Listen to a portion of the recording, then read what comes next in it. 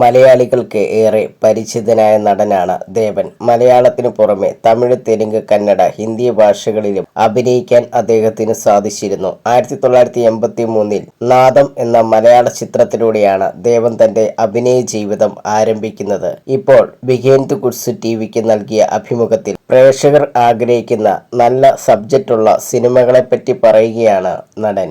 അദ്ദേഹത്തിന്റെ വാക്കുകൾ: ആളുകൾ ആഗ്രഹിക്കുന്നത് നല്ല സബ്ജക്റ്റുള്ള സിനിമകളാണ്. നല്ല സബ്ജക്റ്റുള്ള സിനിമകളിലാകണം അവരുടെ ഹീറോ അഭിനയിക്കേണ്ടത്. അതിന് ഒരു ഉദാഹരണമാണ് രജനി സാറിന്റെ ഭാഷ എന്ന സിനിമ.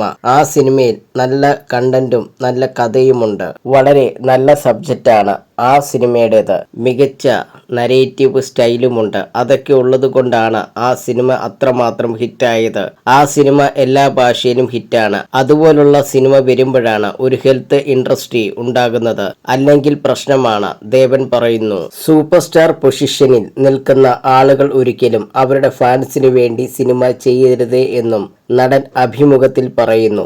ആ സിനിമ ഫാൻസ് കൈയടിക്കാനും അവരെ സന്തോഷിപ്പിക്കാനും മാത്രമുള്ളതായി പോകുമെന്നും അവരുടെ സിനിമയുടെ കഥ തന്നെ വിട്ടുപോകുമെന്നും അദ്ദേഹം കൂട്ടിച്ചേർത്തു. ഫാൻസിന് വേണ്ടി മാത്രം ചെയ്യുന്നതാണ് ഇപ്പോഴുള്ള മിക്ക പടങ്ങളുടെ പ്രശ്നമെന്നും ദേവൻ പറഞ്ഞു. ഇത് എന്റെ വിമർശനമല്ല എന്നും തന്റെ ആശങ്കയാണെന്നും നടൻ അഭിമുഖത്തിൽ പറയുന്നുണ്ട്.